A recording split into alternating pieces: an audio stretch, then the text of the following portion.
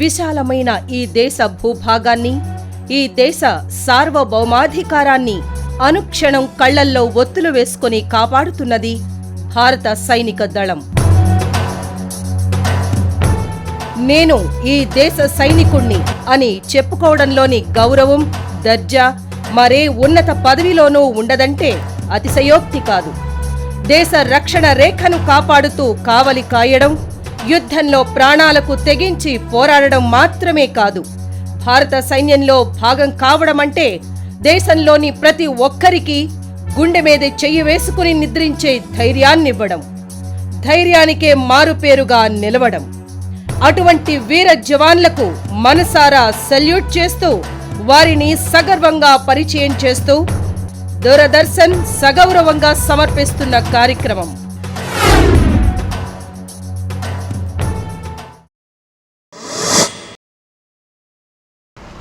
నమస్తే. దేశ సేవకు నిలువెత్తు రూపాలు మన సైనికులు. ప్రతి పౌరుడిలో స్ఫూర్తి, క్రమశిక్షణతో పాటు ఆత్మస్థైర్యాన్ని పెంచి వారిని దేశ సేవకు అంకితమయ్యేలా చేస్తున్నారు జనరల్ కమ్ముల రామచంద్రరావు గారు. ఆయన ప్రతిభని మెచ్చిన ప్రభుత్వం ఆయనకి పరమ విశిష్ట సేవ మెడల్, అతి విశిష్ట సేవ మెడల్, విశిష్ట సేవ మెడల్తో గౌరవించింది.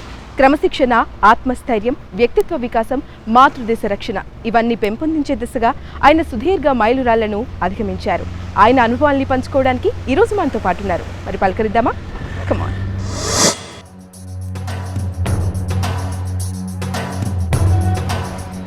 Hello sir. Hello Amma. How are you? Good. Yes sir, nice to meet you.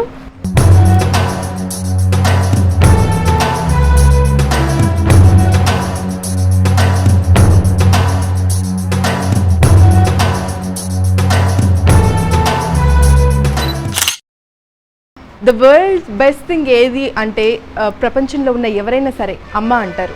అందుకనే మన భారతీయులందరూ కూడా మన భారతదేశానికి భారత మాతగా అభివర్ణించుకున్నాం.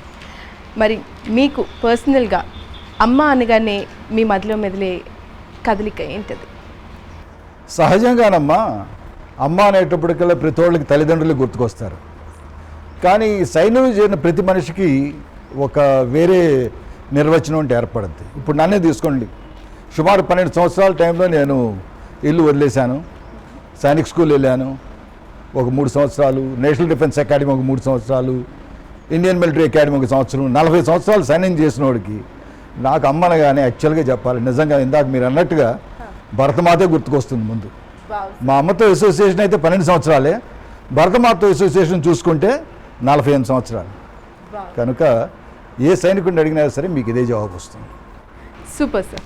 సో మీకు పర్సనల్గా ఆర్మీలోకి వెళ్ళాలని కానీ లేకపోతే స్ఫూర్తి ఎప్పుడు, ఆ థాట్ ఎప్పుడు వచ్చింది?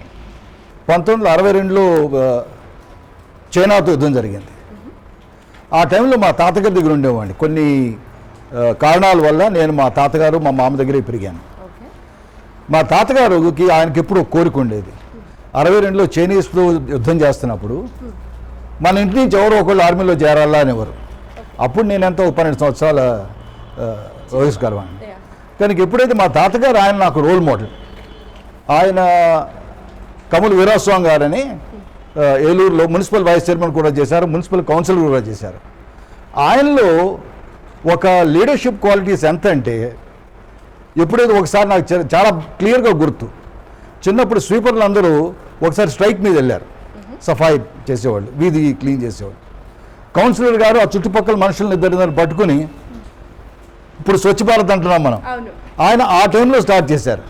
కనుక ఆయనకి మొదటి నుంచి ఏంటంటే దేశం అంటే ఒక విపరీతమైన భక్తి, ఉత్తేజన. ఆ పూర్వకాలంలో జస్టిస్ పార్టీ అని మీరు వినుండరు, కాంగ్రెస్ వినుంటారు, మీరు టీడీపీ వినుంటారు. ఆ టైంలో జస్టిస్ పార్టీ అని ఒకటి ఉండేది, రాజగోపాలాచారి గారిది. ఆయన ఆ పార్టీలో చేసిన వాళ్ళు. కానీ స్వాతంత్రం వస్తానికి ముందు నుంచి ఉండబట్టి వాళ్ళలో డిఫరెంట్ కాన్సెప్ట్, వాళ్ళ థింకింగ్ కూడాను డిఫరెంట్గా ఉండేది. కనుక ఆయన బేసికలీ నాకు ఒక రోల్ మోడల్. నువ్వు జాయిన్ అవ్వాలి ఆర్మీలో, మన ఇంట్లో ఎవరు లేరు అనేటోడికి సరే వెళ్దాం అని జాయిన్ అయ్యాను. మీ కెరియర్ స్టార్టింగ్ పాయింట్ అసలు ఎలా ఆరంభమైంది? అండ్ డిఫరెంట్ స్టేజెస్ ఉంటాయి కదా, ఫస్ట్ ఒక సైనికుడిగా, నెక్స్ట్ ఒక అధికారిగా. సో మిమ్మల్ని మీరు ఎలా విశ్లేషిస్తారంటే మీ జర్నీ ఎలా ఉండింది? జర్నీ అంటే 62, ఇప్పుడేమో 2017, రైట్. 12 సంవత్సరాల వయసులో నేను మున్సిపల్, యాక్చువల్లీ మేము చిన్నప్పుడు ఏలూరులో ఇప్పటికీ గర్వంగా చెప్పుకోగలిగింది ఏంటంటే పాకబడి అనేవారు. ఆ పాకబడిలో చదివినవాడిని 1st to 5th క్లాస్ వరకు నేను అక్కడ చదివాను. దాని తర్వాత మున్సిపల్ హై స్కూలు, అక్కడి నుంచి సైనిక్ స్కూల్స్ స్టార్ట్ అయినాయి 1962లో. 1962లో స్టార్ట్ అయినప్పుడు మొదటి బ్యాచ్ రెండో బ్యాచ్ కింద నేను అది అదృష్టవశాత్తు స్కాలర్షిప్ రాబట్టి సైనిక్ స్కూల్లో చేరగలిగాను. కానీ సైనిక్ స్కూల్లో చేరిన తర్వాత ఒక మనిషి పెరుగుదలలో కొంత మార్పు వస్తుంది. అతని ఆలోచనలు అన్నామండి. ఎందుకంటే మా principal very very great man commander TD Almeida అని, ఆయన మాకు ఎప్పుడు బోధించేవాడు ఏంటి, దేశం అంటే ఇది, మనం దేశానికి చెయ్యాలి, ప్రతోడు దేశం ఎవరో చూసుకుంటారు అని వదిలేస్తే మాత్రం దేశం ఎప్పుడు బాగుపడదన్న ఆలోచన, థాట్ యాక్చువల్లీ ఆయన నాటారు అనుకోవాలి యాక్చువల్గా. దాని తర్వాత సుమారు ఒక 4 సంవత్సరాలు సైనిక్ స్కూల్లో చేశానమ్మా, 62 నుంచి 66 వరకు. దాని తర్వాత సుమారు 15.5 సంవత్సరాల వయసులో నేషనల్ డిఫెన్స్ అకాడమీ కడక్వాస్లో చేరాను, పూనాలో. అక్కడ ఒక 3 సంవత్సరాల ట్రైనింగ్ ఉంది. దాని తర్వాత ఇంకొక సంవత్సరం ఏమో ఇండియన్ మిలిటరీ అకాడమీ డెహ్రాడూన్ నార్త్లో ఉంది. అక్కడ ఒక సంవత్సరం అయిన తర్వాత 40 సంవత్సరాల జర్నీ ఇన్ ఆర్మీ. రైట్, అంటే మెమరబుల్ ఇన్సిడెంట్ కూడా చెప్పారు. అంటే మీ జర్నీలో అంటే ఒక అధికారిగా చేంజ్ అయిన తర్వాత ఎట్లాంటి సిచ్యువేషన్స్ ఫేస్ చేశారు, అంటే బాగా గుర్తున్న ఒక మెమరీ చెప్పండి.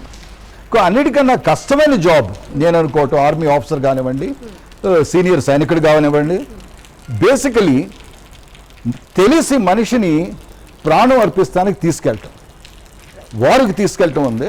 ఎందుకంటే ప్రతి మనిషికి బేసికలీ ఖచ్చితంగా ప్రాణభీతం ఉంటుంది. కానీ తెలిసి వాళ్ళని మోటివేట్ చేసి, వాళ్ళకి ఎక్స్ప్లెయిన్ చేసి, వాళ్ళని యుద్ధానికి తీసుకెళ్ళటం ఉంది. అది సైనికాధికారి కింద అన్నిటికన్నా కష్టమైన పని. నేను ఇప్పుడు 1971 కార్గిల్ సైడ్ యుద్ధం, బంగ్లాదేశ్ యుద్ధం అయినప్పుడు కార్గిల్ సైడ్ ఉన్నాను. అక్కడ యుద్ధం చేసినప్పుడు తర్వాత శ్రీలంక వెళ్ళాను. ఈ సమయాల్లో ఏంటంటే బేసికలీ భయం అనేది ఉంటుంది ప్రతివాడికి. కానీ మన అదృష్టం ఏంటంటే మన దేశం అదృష్టం, మన సైనికులు ఉన్నారు, మహా గొప్పవాళ్ళని చెప్పగలరు. ఆఫీసర్ల కన్నా యాక్చువల్గా సైనికులకే కష్టాలు ఎక్కువ. ఆఫీసర్ లీడ్ చేస్తారు, కొన్ని చోట్ల వాళ్ళే ముందు దూకటం, వాళ్ళే ముందు ఎక్కటం, ఏదైనా ప్రాబ్లం వస్తే ఫస్ట్ వాళ్ళు వెళ్తాం. కానీ సైనికులకు మనకి అదృష్టం అనుకోవాలి. సైనికాధికారులు ఇప్పుడు చేస్తున్న వాళ్ళు అదే అంటారు, పాత వాళ్ళు ఎవరు రిటైర్ అని వాళ్ళని అడిగింది. మన దేశంలో సైనికులు ఉన్న క్వాలిటీ ఉంది. ప్రపంచంలోనే అసలు ఫస్ట్ సెకండ్ ఆ ర్యాంకుల్లో ఉన్నవాళ్ళు ఏ పని చెప్పినా రెడీగా ఉంటారు. ఒరే చెయ్యాలరా, లీడర్ మంచోడైతే ఏదైనా సాధించగలం. Right sir. సో ఇప్పుడు మీరు సిచ్యువేషన్స్ చెప్తుంటే అసలు గూస్ బంప్స్ వస్తున్నాయి నాకైతే. సో ఇవన్నీ తెలిసి కూడా what makes you to go to army, అంటే ఎందుకు అంత ప్రాణత్యాగం చేసైనా సరే యుద్ధం చేసి ప్రజల్ని కాపాడాలి అనిపిస్తుంది మీకు? సో ఆ థాట్ అంటే ఆ మనసు నిబ్బరం ఎలా చేసుకోగలరు అసలు? ఒకటి ఏంటంటే స్వతహాగా మనలో కూడా కొన్ని చిన్నప్పటి నుంచి ప్రతి మనిషికి కొన్ని కళలు ఆలోచనలు ఉంటాయి. ఒకటి ఇంజనీర్ అవుదాం అనుకుంటారు, ఒక డాక్టర్ అవుదాం అనుకుంటారు. అలాగే ఆ కాలంలో 62 టైంలో ఒక ఫీవర్ లాగా, ఒక జ్వరం లాగా, ఓహో సైన్యం ఇది చేస్తున్నారా, సైన్యాలు ఎంత ఎదుగుతున్నారా. మేము చాలా అదృష్టవంతులు. ఎందుకంటే స్వాతంత్ర గాథలు ఎన్ని ఉన్నాయో, స్వాతంత్ర యోధులు, సమరయోధులు, వాళ్ళ స్టోరీస్ అన్నీ ఫ్రెష్గా మాకు అందరూ చెప్పేవాళ్ళు. మేము దాన్ని తలుచుకొని ఎవరే ఇలా చేశారు అలా చేశారు. నాకు ఇప్పటికీ గుర్తు, చిన్నప్పుడు వీరపాండ్య కట్టబ్రహ్మన్ అనే ఒక పిక్చర్ ఉంది, అందులో శివాజీ గణేషన్ డైలాగ్ ఆశ్చర్యం వేస్తుంది. ఏంటి నువ్వు విత్తు నాటావా, నువ్వు దున్నావా? సో మా చిన్నప్పుడు ఏంటంటే మన దేశానికి ఇంత సేవ చేయాలి ఇలా అని. నేను మిగిలిన ప్రొఫెషన్స్ సేవ చేయట్లేదని నేను ఎప్పుడను. కానీ అన్నిటికన్నా కష్టమైన సేవ ఏది? దేశానికి సేవ చేస్తూ ప్రాణం కూడా పోయినా సరే ఇదొకటి ఆ సేవ. సో ఆ తలంపు ఆ టైంలో వచ్చింది 62లో. దాని తర్వాత ఎప్పుడైతే సైనిక్ స్కూల్కి వెళ్ళామో, సైనిక్ స్కూల్ ఉద్దేశం ఏంటి? ఈ సైనిక్ స్కూల్లో ట్రైన్ అయిన ప్రతి వాళ్ళు దేశానికి వెళ్ళి ఆర్మీలో కానీ, నేవీలో కానీ, ఎయిర్ ఫోర్స్లో కానీ చేరాలి, దేశ సేవ చేయాలి, అవసరం వస్తే ప్రాణం ఇవ్వాలి. ఆ ట్రైనింగ్ ఒక 4 సంవత్సరాలు అక్కడ చేసామా. దాని తర్వాత సుమారు 3 సంవత్సరాలు నేషనల్ డిఫెన్స్ అకాడమీ. ఇక్కడ సైనిక్ స్కూల్లో ఏంటంటే మ్యాక్సిమం అబౌట్ 95% అందరూ మన ఆంధ్రులు, ఒక 5% మిగిలిన రాష్ట్రాల నుంచి వచ్చేవారు. దానికి తోడు నేషనల్ డిఫెన్స్ అకాడమీ వెళ్ళేటప్పటికి ఏంటి, అక్కడ అన్ని రాష్ట్రాల నుంచి, దేశం అంతటి నుంచి వస్తారు. కనుక ఒక cross you can call it like fertilization, బీజాలు ఎలా అవుతుంది, ఒకళ్ళు ఒక కల్చర్ నేర్చుకోవటం, హిందీ అనేది ఒక మన జాతీయ భాషను నేర్చుకోవటం. ఆఫ్టర్ ఆల్ ఏలూరు నుంచి వెళ్ళి సైన్స్ స్కూల్కి వెళ్ళిన నాకు హిందీ ఏమొచ్చు, కానీ నెమ్మదిగా హిందీ పికప్ చేస్తాం. వాళ్ళ అలవాట్లు నేర్చుకుంటాం, వాళ్ళ తిండి అలవాట్లు నేర్చుకుంటాం. సో ఒకళ్ళొకరు కలిసి ఎప్పుడు ప్రతి వాళ్ళు ఒకళ్ళొకరు మేమని చెప్పుకుంటే వాళ్ళం, ఒరేయ్ మనకి ఛాన్స్ వస్తే ఖచ్చితంగా దేశానికి మనం ఇది చేయాలి. Small things. ఒరే మామూలుగా ఇలా ఫ్రెండ్లీగా మాట్లాడుకుంటుండే వాళ్ళం కదా, ఒరే ఒకవేళ చచ్చిపోతే చస్తాం, కానీ మనం చచ్చే ముందు అట్లీస్ట్ ఒక 10 మందిని, ఒక డజన్ మందిని చంపి కానీ మనం చావకూడదు. అప్పుడే మన జీవితానికి ఒక ధ్యేయం. చాలా చక్కగా చెప్పారు. అండ్ భారతీయులు అనగానే ఇంత ప్రశాంతంగా, ఇంత హ్యాపీగా ఉన్నారు అంటే ద ఓన్లీ రీజన్ సైనికులు. బార్డర్స్లో మా కోసం ఎంతో కష్టపడి మా అందరి ప్రాణాలు మీరు కాపాడుతున్నారు. సో హ్యాపీగా ఉన్నాం. అండ్ ఎక్స్పెక్టేషన్స్ కూడా ఎక్కువ ఉంటాయి ఇక్కడ ప్రజలకి మీ పైన. సో అలాంటి సిచ్యువేషన్స్లో బార్డర్స్లో ఉన్న మీకు ఎలాంటి స్ట్రెస్ ఉంటుంది అంటే అప్పుడు మీరు ఎలా ఫీల్ అవుతారు? ఇప్పుడు క్రికెట్ మ్యాచ్ ఉంది. క్రికెట్ మ్యాచ్కి ఇప్పుడు విరాట్ కోహ్లీ, ఇంతకుముందు సచిన్ టెండూల్కర్ దేశాన్ని రిప్రజెంట్ చేస్తున్నారు. సో ఎప్పుడైతే మనల్ని ఆల్రెడీ దేశం మన ఎక్స్పెక్టేషన్స్ అంతోని అని పైకి చూస్తుందో మన మీద విపరీతమైన బాధ్యత ఒకటి ఏర్పడుతుంది.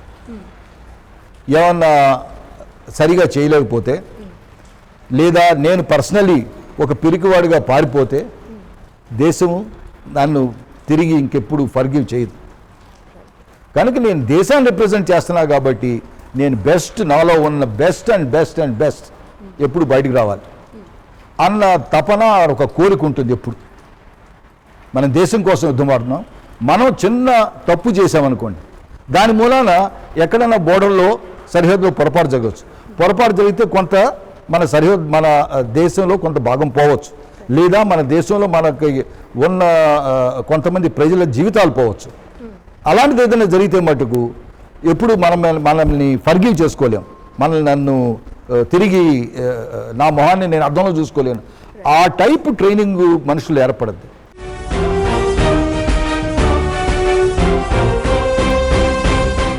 ప్రజల నుంచి ఆ టైంలో మీరు ఏం ఎక్స్పెక్ట్ చేస్తారు? బికాజ్ ఇక్కడ నుంచి ఎక్స్పెక్టేషన్స్ ఉన్న క్రమంలో అండ్ మీరు కూడా అక్కడ ఉంటూ చాలా త్యాగాలు చేస్తూ ఉంటారు. అండ్ సేమ్ టైం ప్రజల నుంచి మీరేం ఎక్స్పెక్ట్ చేస్తారు? కరెక్ట్, చాలా మంచి ప్రశ్న అడిగామమ్మా. యాక్చువల్ చెప్పాలంటే, ఎందుకంటే ప్రజలు మా నుంచి ఎలాగో ఆశిస్తున్నారో మాకు కూడా ఖచ్చితంగా ప్రజల నుంచి కొన్ని ఆశలు ఉంటాయి.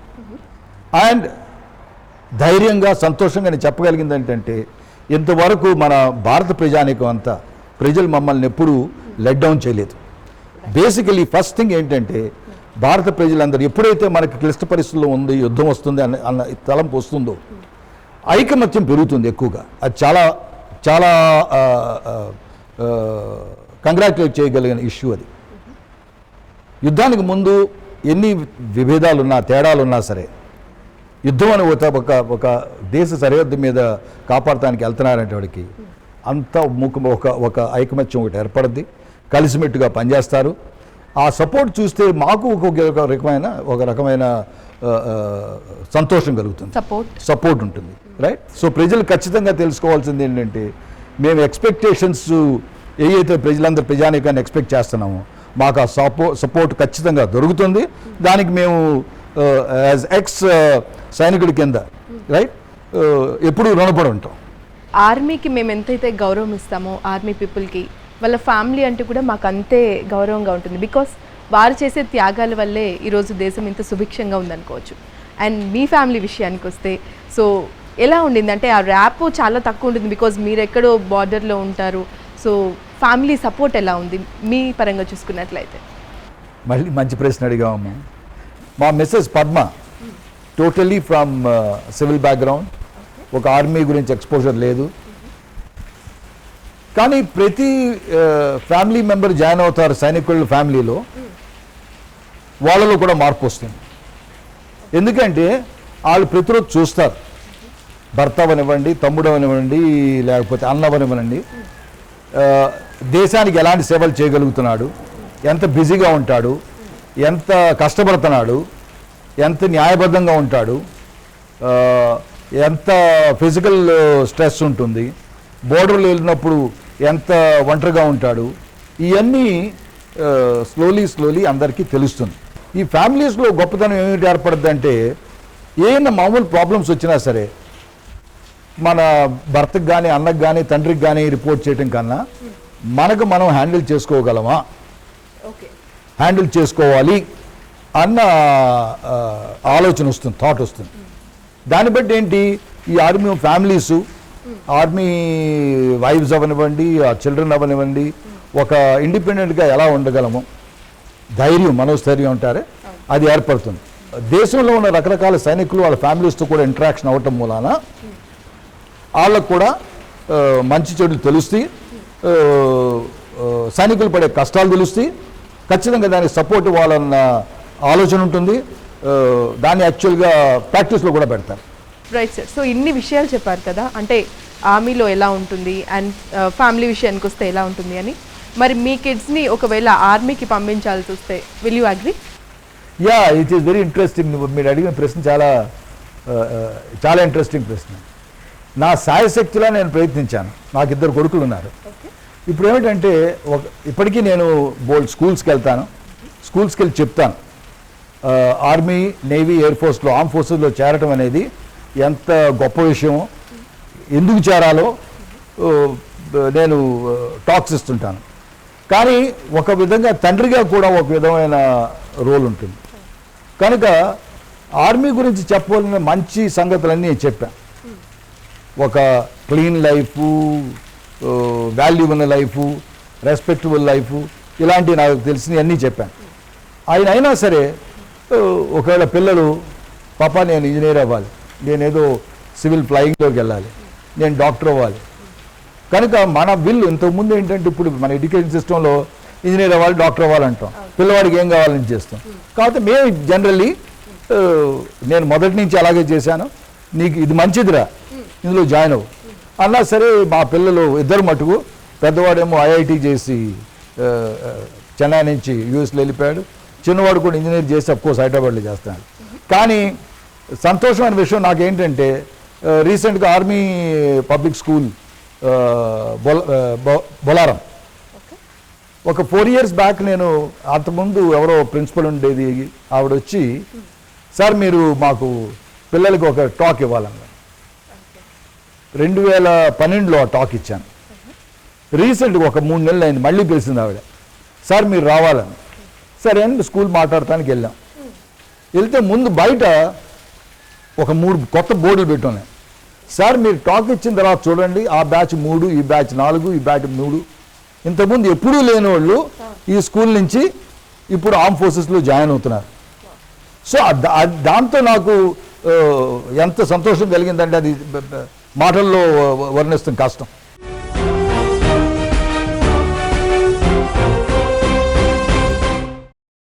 అంటే మా యాదగిరి తరఫున ఇలాంటి వాళ్ళకి, అంటే మీన్ ఇంజనీరింగ్, డాక్టర్, వేరే ఫీల్డ్స్లోకి వెళ్ళాలి అనుకునే వాళ్ళకి 1 wordలో ఏం చెప్తారు, అంటే to motivate them to come in to army? Arm forces అంత క్లీనెస్ట్ ప్రొఫెషన్ ఏది లేదు. ఇప్పటికి కూడాను దేశంలో ఒక విధంగా గౌరవం ఇచ్చే ప్రొఫెషన్స్లో టాప్ 1 or 2లో ఇప్పటికీ ఆర్మ్ ఫోర్సెస్ ఉంది. ఎందుకంటే ఆర్మ్ ఫోర్సెస్లో 1-2 కరప్షన్ కేసు మీరు ఉండదు, కానీ 98% మీకు కరప్షన్ ఉండదు, పొలిటికల్ ఇన్ఫ్లుయెన్స్ ఉండదు, మీరు వర్తుండి జాతి, కాస్టు ఇలాంటి ఫీలింగ్స్ ఉండవు. మా బెటాలియన్స్ అన్ని కంప్లీట్లీ మిక్స్డ్, కనుక మనవాడిని పైకి లాగుతాం, ఇలాంటివి జరగవు. మీలో సత్తు ఉందా బాగుపడతారు. సో ఫస్ట్లీ అలాంటి ఎక్స్పోజర్. రెండోది అడ్వెంచర్ యాక్టివిటీస్. అడ్వెంచర్ యాక్టివిటీస్ ఆర్మీలో ఏంటంటేనమ్మా ఆశ్చర్యపోతారు, చాలామందికి తెలియంది. మౌంటైనరింగ్ తీసుకోండి, వైట్ వాటర్ రాఫ్టింగ్ తీసుకోండి, ఎవరెస్ట్ క్లైమ్ చేయాలనుకోండి, ఇప్పుడు ఏదైనా క్రికెట్ టీమ్స్లోకి వెళ్ళాలనుకోండి, అథ్లెటిక్స్లో చేయాలి, సెయిలింగ్లో వెళ్ళాలి. ఆ ఎక్స్పోజరు, ఆ అవెన్యూస్, ఫెసిలిటీస్ విపరీతమైన ఫెసిలిటీ. అండ్ ఆ ఫెసిలిటీస్ కూడా ఎక్కడ హార్డ్లీ ఎనీ కాస్ట్. అడ్వెంచర్ కావాలంటే ఆర్మీ, క్లీన్ లైఫ్ కావాలంటే ఆర్మీ, పొలిటికల్ ఇన్ఫ్లుయెన్స్ ఉండకుండా ఉండాలంటే ఆర్మీ, కరప్షన్ లేకుండా ఉండాలంటే ఆర్మీ, లైఫ్లో మనం బతికామనుకుని ఒక బతికామని ధైర్యంగా ఛాతీపు చెప్పుకోవాలంటే ఆర్మ్ ఫోర్సెస్. మిగిలిన చేస్తున్నారు కానీ ఆర్మ్ ఫోర్సెస్లో ఉన్నంత క్వాలిటీ ఆఫ్ లైఫ్, ఆ హ్యాపీనెస్, ఆ content is super. Super sir, నిజంగా చాలా బాగా చెప్పారు. I'm getting motivated. Very nice. ఇప్పుడు ఈ కాలంలో ఆర్మ్ ఫోర్సెస్లో మా అదృష్టం ఏంటంటేనమ్మా, ఇంతకుముందు మధ్యలో విమెన్ తీసుకుంటాం, ఇంతకుముందు సందేహించేవారు. స్లోలీ స్టార్ట్ అయింది. ఇప్పుడు విమెన్ తీసుకుంటున్నారు. కానీ ఇప్పుడు విమెన్ ఫోర్స్కి చాలామంది, ఎందుకు ఎయిర్ ఫోర్స్ పైలట్స్ ఉన్నారు, నేవీలో ఉన్నారు, ఆర్మీలో ఉన్నారు. ఖచ్చితంగా ఎవరైతే గర్ల్స్ ఆర్ ఇంట్రెస్టెడ్. మీరు చెప్తూ ఉంటే మీ ఇష్టాల గురించి కూడా తెలుసుకోవాలనిపిస్తుంది. What's your favourite food? Actually 40 సంవత్సరాలు ఆర్మీలో చేశాక ఫేవరెట్ ఫుడ్ సంగతి మర్చిపోతా ఉన్నా. ఎందుకంటే అంటే అలా అని కాదు, అంతలో అబ్సల్యూట్ కాదు, నేను చెప్పిన స్టేట్మెంట్లో కొంతవరకు ఖచ్చితంగా ఇది ఉంది. ఎందుకంటే బేసికలీ ఫుడ్ ఏంటి, సస్టెనెన్స్ కోసం బతకాలన్నట్టు తింటామన్న ఇది అయిపోతాం. అది కాక ఎందుకంటే ఇప్పుడు మనకు కావాల్సిన ఫుడ్ అంటే ఉండదు, అందరికీ సరిపోయే ఫుడ్, రైట్? అది నార్త్ ఇండియన్ అవ్వచ్చు, సౌత్ ఇండియన్ అవ్వచ్చు, చైనీస్ అవ్వచ్చు, రకరకాల వెరైటీస్ దొరుకుతాయి. మాకు కూడా ఆఫీసర్ మెస్లో ఉంది, జవాన్లతో పాటు లంగర్లో కొంత వెరైటీ ఉంటుంది. ఒక్కోసారి పూరీలు చేయొచ్చు, ఒకసారి ఇది చేయొచ్చు. చాలా జర్నీ చేశారు అండ్ మీ జర్నీ మొత్తాన్ని ఒక బుక్గా చేస్తే దాంట్లో చాలా చాప్టర్స్ ఉంటాయి. దాంట్లో ద టఫెస్ట్ చాప్టర్గా మీరు దేన్ని అభివర్ణిస్తారు? ఒకటేమో కార్గిల్ 1971, రెండోది శ్రీలంక.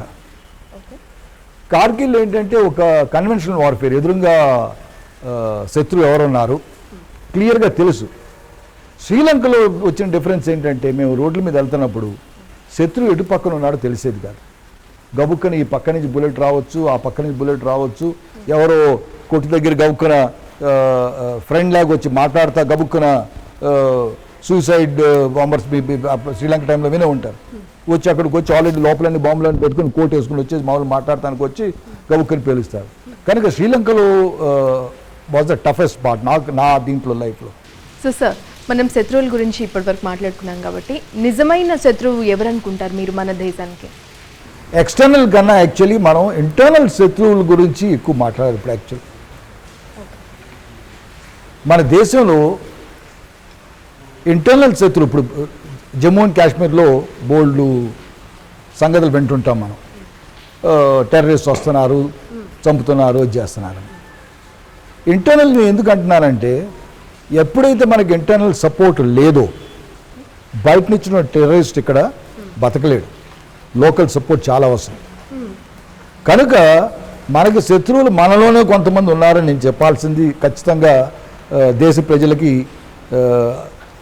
చెప్పాల్సింది, తెలుగు వాళ్ళందరికీ చెప్పాల్సింది ఏంటంటే మనలో ఖచ్చితంగా కొంతమంది శత్రువులు దేశానికి ద్రోహం చేస్తున్న వాళ్ళు మనలోనే ఉన్నారు. మనలో ఒక సెక్యూరిటీ కాన్షియస్నెస్ చాలా తక్కువ. మన లొకాలిటీలో ఏదైనా మన వీధిలో గబుకున్న కొత్త మొహం కనిపించింది అనుకోండి, మనం సడన్గా ఆలోచిస్తూ ఉన్నారు ఎవరా ఇతను, కొత్త మొహం కనిపించింది. ఇప్పటికీ కొన్ని మన గ్రామాల్లో జరుగుతుంది. ఎవరైతే టెర్రరిస్ట్కి కానీ మన దేశ శత్రువులకి హెల్ప్ చేస్తున్నారని వాళ్ళ మీద మనం ఒక నిఘా పెట్టి ఉంచాలి. పోలీసులకి ఇన్ఫర్మేషన్ ఇవ్వాలి, మనకి తెలిసిన లీడర్స్కి ఇన్ఫర్మేషన్ ఇవ్వాలి. అది చేస్తే అది మోర్ ఇంపార్టెంట్ ప్రజల కింద. భారతదేశం అనగానే చాలా గుర్తొస్తాయి అండ్ అంటే జాతీయ గీతాలు కూడా తీసుకున్నట్లయితే చాలా ఉన్నాయి. సో జాతీయ గీతాలు అనగానే మీకు మొదటిగా గుర్తొచ్చేది ఏంటి? నాకు గుర్తుకొచ్చేది ఏంటంటే ఫస్ట్లీ లైక్ అల్లూరి సీతారామరాజులో ఒకటి గుర్తు, తెలుగు వీరులు ఎవరా అని, పాడబోయి భారతీయుడు అని ఒకటి, వెలుగునేడులా ఐ థింక్ వెలుగునేడు, ఆ పిక్చర్లో ఒకటి. రీసెంట్గా నేను అంటే నాకు రీసెంట్ ప్రకారం అయితే నందమూరి తారక రామారావు గారు మేజర్ చంద్రకాంత్లో ఏంటది పుణ్యభూమి నాది. అది ఎలాంటి అంటే ఆ పాటలో మనుషుల్లో ఒక ఉత్తేజం వస్తుంది. మనుషుల్లో ఆ పాటలు రాసిన వాళ్ళ గొప్పతనం, పాడిన వాళ్ళ గొప్పతనం, మ్యూజిషియన్ గొప్పతనం, ఆ సీన్లు యాక్ట్ చేసిన ఎన్టీ రామారావు గారు లాంటి వాళ్ళు, అప్పుడు మోహన్ బాబు గారు కూడా అదే సీన్లో ఉన్నట్టున్నారు, వీళ్ళందరూ కలిసి అది చూస్తున్నంతసేపు ఒళ్ళు గగురు పాటు పొందుతుంది. పుణ్యభూమి నా దేశం నమో నమామి అన్యభూమి నా దేశం సదా స్మరామి పుణ్యభూమి నా దేశం నమో నమామి ధన్యభూమి నా దేశం సదా స్మరామి నన్ను కన్న నా దేశం నమో నమామి అన్నపూర్ణ నా దేశం సదా స్మరామి మహామహుల కన్న తల్లి నా దేశం మహోజ్వలిత చరిత కన్న భాగ్యోదయ దేశం నా దేశం. అట్లీస్ట్ క్షణికానికైనా చాలా మందికి దేశం గురించి తెలియని వాళ్ళు కూడాను ఆ పాట వింటుంటే ఆహా అంటుంది. కొంతమంది గుర్తుపెట్టుకుని కంటిన్యూ చేస్తారు, కొంతమంది మర్చిపోతారు, అది సహజం, అది మనం విద్యలో. సో సార్ చాలా విషయాలు చెప్పారు అండ్ చాలా చక్కగా చెప్పారు. Thank you so much for your time. And మా తరపున ఒక చిన్న request, and it's my request, Please. If you agree ఒక selfie please. Certainly, my pleasure is mine. Right sir, thank you. So let's have a selfie. Thank you. Right, Amma. Thank you so much, sir. Thank you. Yeah. Pleasure is mine. Bye-bye. Bye sir. So చూసారు కదండి, ఇది వాళ్ళ special episode. చాలా విషయాలు తెలుసుకున్నాం కదా యువతకు సంబంధించి. ప్రత్యేకంగా మనకంటూ ప్రత్యేక గౌరవం, కరప్షన్ లేకుండా అండ్ మనపైన ఒకరు అథారిటీ లేకుండా మన పని మనం నిర్వర్తించడానికి ఆర్మీ ఎంతో ఉపయోగపడుతుంది. సో ఇది వాళ్ళ special discussion. Thank you so much. జై హింద్.